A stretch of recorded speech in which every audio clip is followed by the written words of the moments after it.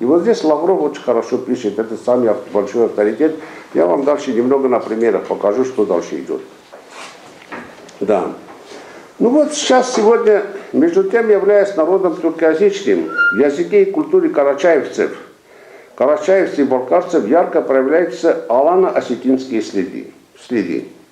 Осетинских элементов в языке, фольклоре, топонимике, религиозных верований карачаевцев-балкарцев довольно много. Как установлено Лавровым, до сих пор многие вершины, перевалы, урочища, речки в горах носят аланские, древнеосетинские названия, подтверждая сказанное множество других исторических источников. В верховьях Кубани Миллер, Кузнецов, Габло обнаружили, вот эти известные кавказоведы, обнаружили много иранские топонимики, объясняемые с позиции осетинского дегорского языка. Например, Ком, Кам, Дан, Рохсват, Рух, Дудоат и много других терминов. Много. Абаев специально 2 раза ездил туда, в Карачаево-Балкарию, изучал экспедицию и обнаружил в карачаевско-балкарском, так называемом языке, более 200 осетинских слов. 200 осетинских слов все-таки оставшиеся аланы, какое влияние оказали на пришлых вот этих половецких людей во время скрещивания этого народа в итоге. Да. И вот настолько авторитетными были аланы, видимо, до прихода до 13 столетия, что после того, как уже сформировались новые народности, балкарцы-карачаевцы, по-прежнему соседи их стали называть аланами. И вот сейчас, что сегодня кричит, ах, мы, говорит, тоже аланы, это идет не от того, что а от того, что их соседи называли аланами. Соседи еще по-прежнему, по привычке продолжали их называть аланами. Примеры. Вот, например, Нугмов, это самый крупный историк адыгского народа в 40-х годах 19 века. 19 века издал он книгу «История адыгского народа». Там он перечисляет племена, которые платят дан кабардинским феодалам. И среди них тагаульские осетины, дигорцы, балкарцы, чеченцы, хуламцы. Дальше карачаевцы-осетины.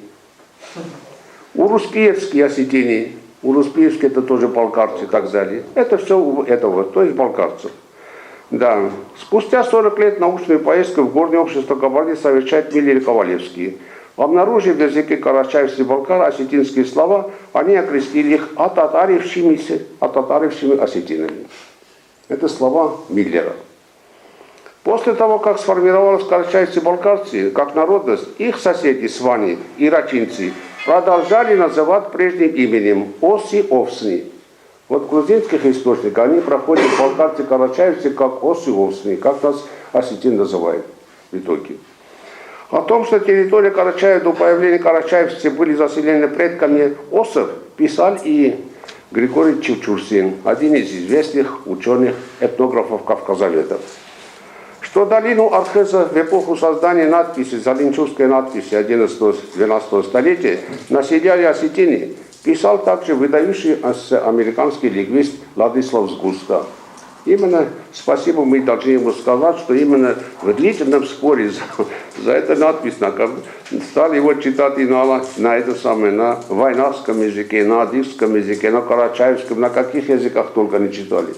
Ну потом, благодаря, спасибо этому известному американскому ученому чешского происхождения Владиславу Сгусту, он поставил окончательную точку в этом споре.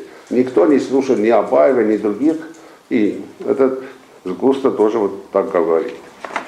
Дальше, я вам говорил о том, что уже совершили экспедицию Абаева, 200 слов, более 200 слов он нашел в Кабардино-Балкарском. В итоге, если мы возьмем, допустим, 10 слов в Карачаево-Черкесском, Карачаево-Балкарском, то из них 6 тюркских и 4 осетинских. Вот такое сочетание приблизительно. И постольку 6 больше, чем 4, они считаются именно тюркоязычным народом в итоге. Да. Такое сильное влияние Аллаха на язык и культуры пришельцев Лавров объясняет следующим образом. Не исключено, что аланское население в горах сохранилось еще долго после того, как на плоскости во второй половине 13 века оно уступило место кабардинцам.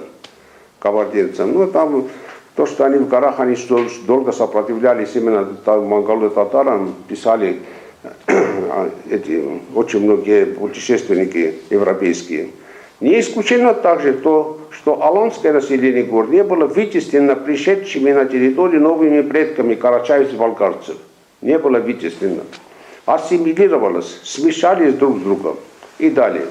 О сильном влиянии субстратного населения свидетельствует то, что карачаевцев и балкарцев их соседи называли осетины или валани.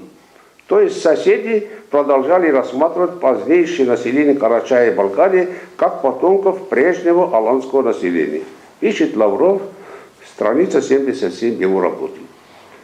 Как писал еще Кумиков, это известный кабардинский ученый, в источниках вплоть до 19 столетия территории, занимаемые балкарцами, именуют Аланией.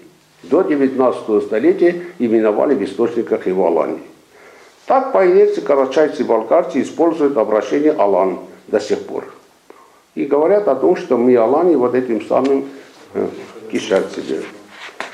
Дальше, более 40 лет исследованием исторической территории Верховной Кубани занимает один из самых авторитетных археологов, ученых, специалистов по древней истории Северного Кавказа Кузнецов.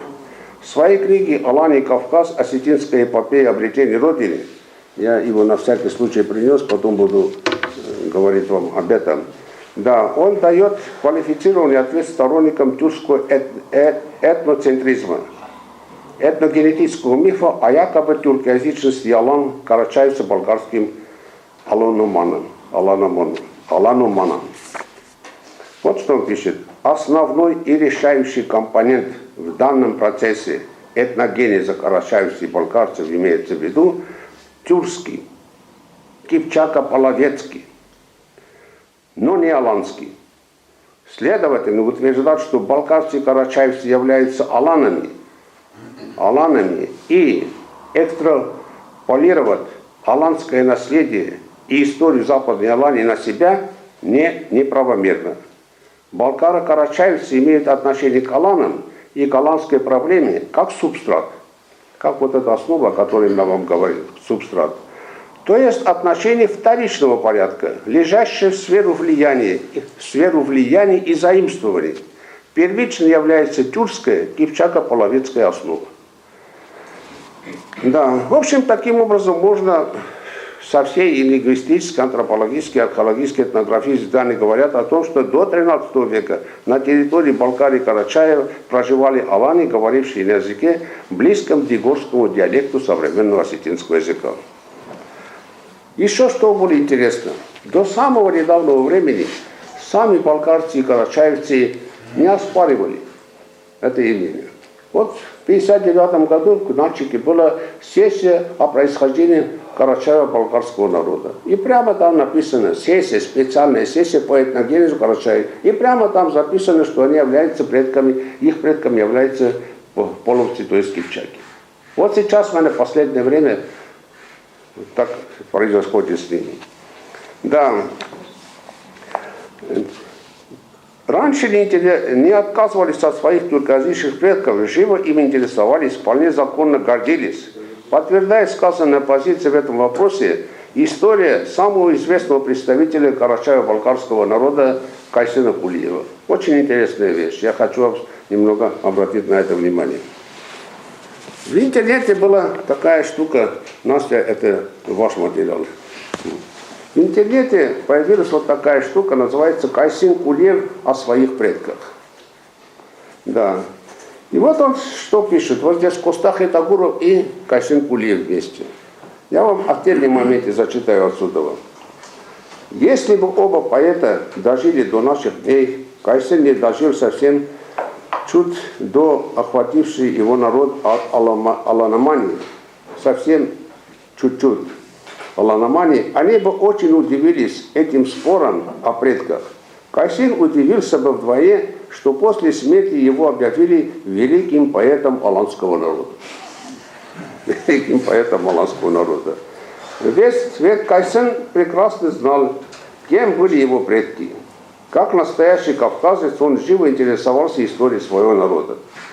Вот у него была встреча с одним своим коллегой, Леоном Мгардичан, армянским другом, и у них была эта самая переписка, и вот такой диалог между ними состоялся. И Левон Кирпичан вспоминает разговоры с ним. Левон, он обращался к Левону. Левон, знаешь ли ты, что балкарцы эти те же половцы? Пишет Кайсым Кулиев. Кончак, это их руководитель, был великим полководцем. В слове о полку о нем написано. Это неведомое лицо. Сохранилась грамматика половцев, составленная греками. У меня есть фотокопии рукописи. Это грамматика современного балкарского языка. За столько веков никаких изменений в языке. Наш язык самый чистый из тюркских языков. И какого авторитета им еще надо принести. В 70-х годах вот в журнале, в одном из российских журналов, он опубликовал Кипчак Айе, так называемая Половецкая степь, называется поэма. И вот в этой поэме тоже приводятся, здесь отрывки, приводятся, как он гордится своей родиной и так далее, своими потомками и так далее, где были его бабушка и так далее и тому подобное и прочее. Он гордился этим. Да. Ну вот в этой же штуке есть такие же, эти самые в интернете появились два момента, я вам зачитаю. Я никогда не понимал, почему карачаевцы предпочли Аланов половцев. Аланов половцам. Имя половцев Кипчаков ничуть не менее почетное и известное, чем имя Аланов. В чем они увидели преимущество отказа от собственных великих предков ради попытки присвоить чужих, загадка для меня. А другой ему как бы отвечает. Да, все просто объясняется на самом деле. Волей исторической судьбы они оказались на аланских землях. Там есть аланские памятники, но нет кипчакских. Аланы на Кавказе появились раньше, нежели половцы. У аланов на Кавказе было свое государство, половцев нет. Сегодня балкарцам приходится в негласном противоборстве с англо-черкесами доказывать свою архаичность, свое историческое право на территории, которые они сегодня населяют. Аланы в этом смысле гораздо перспективнее, нежели половцы. Вот и весь секрет. Вот в таком духе отвечает и Микитин. Вот был даже такой случай в прошлом году, в сентябре месяце, Союз писателей Осетии организовал, именно пригласил представителей Осетии, представителей писательских организаций со всего Кавказа. Были ингушские представители, болгарцы, карачаевцы, даже из Крыма и так далее. Ну, на этом я являюсь председателем попечительского совета Союза писателей, и меня попросили тоже два слова сказать. Ну, я подумал, о чем мне говорить, я писателей же учить не буду, как писать. И взял вот эту тему, немного поднял. И когда дошел до этих моментов, почитали его и так далее, этот балкарец буквально с ума сошел.